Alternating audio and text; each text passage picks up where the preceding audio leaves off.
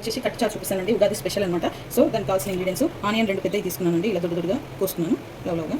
Whole garam masala మొత్తము, ఒక సగం కొబ్బరి తీసుకున్నాను, జీలకర్ర, ధనియాలు 2 స్పూన్లు అండి, పప్పు శనగపప్పు ఉడకబెట్టుకొని ఇలా పక్కకు తీసుకున్నాను, చింతపండు ఒక నిమ్మకాయ సైజంతా చింతపండు. ఇప్పుడు తయారు చేసే విధానం అండి, ఒక పావు నూనె పూసుకొని ఇవన్నీ వేయించుకోవాలి.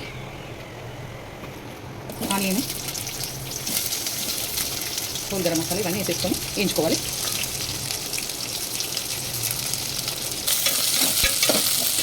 ఓకేనండి, ఇలా వేయించుకోవాలి. ఇది చల్లారినాక మిక్సీలో మెత్తగా పేస్ట్ చేసుకోవాలి. ఓకేనండి, ఇప్పుడు ప్రాసెస్ ఇలా మెత్తగా పేస్ట్ చేసుకోవాలండి. మసాలా అంతా ఇలా మెత్తగా పేస్ట్ చేసుకొని, నాకు పచ్చిమిరపకాయలు ఇలా చీల్చాను, ఒట్టి మిరపకాయలు నాలుగు తీసుకున్నాను. ఇప్పుడు ఇది పెట్టుకొని గిన్నె పెట్టుకొని, ఓకేనండి, ఒక 3 పావుల నూనె పోసుకోవాలి.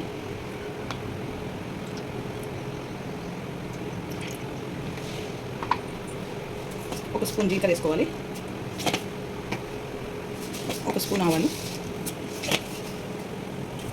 ఈ ఒట్టిమిరపకాయలు పచ్చిమిరపకాయలు కూడా వేసేసుకోవాలి.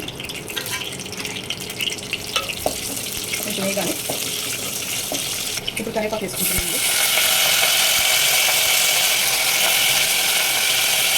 ఇప్పుడు దీన్ని కరివేపాకు వేసుకోవాలి, వేసుకుని బాగా కలుపుకోవాలి. ఇప్పుడు దీంట్లో పసుపు వేసుకోవాలి, కొంచెం పసుపు వేసుకున్నాను. అల్లం మిరపకాయ ఒక స్పూన్ అల్లం మిరపకాయ వేసుకున్నాను, వేసుకొని బాగా కలుపుకోవాలి.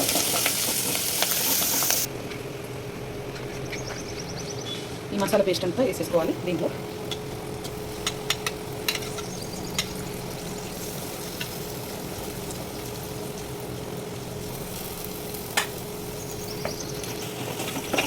ఇదంతా కలుపుకోవాలి. ఇప్పుడు దీంట్లోనే కారం వేసుకోవాలి, ఒక 3 స్పూన్ల కారం వేసుకుంటున్నానండి.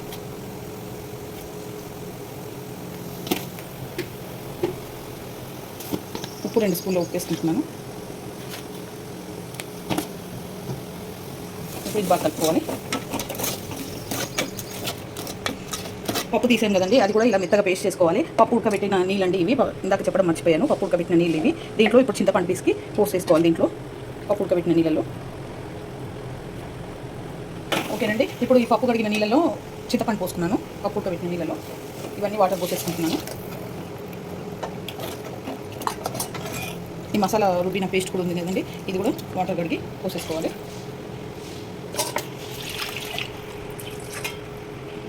ఒక గ్లాస్ వాటర్ పోసుకోవాలి దీంట్లో.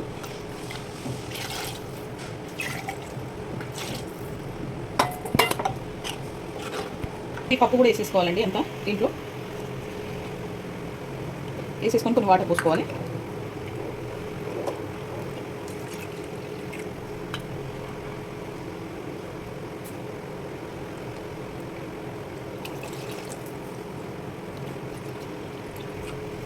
సగం గ్లాస్ వాటర్ పోసేసుకొని బాగా కలుపుకోవాలి.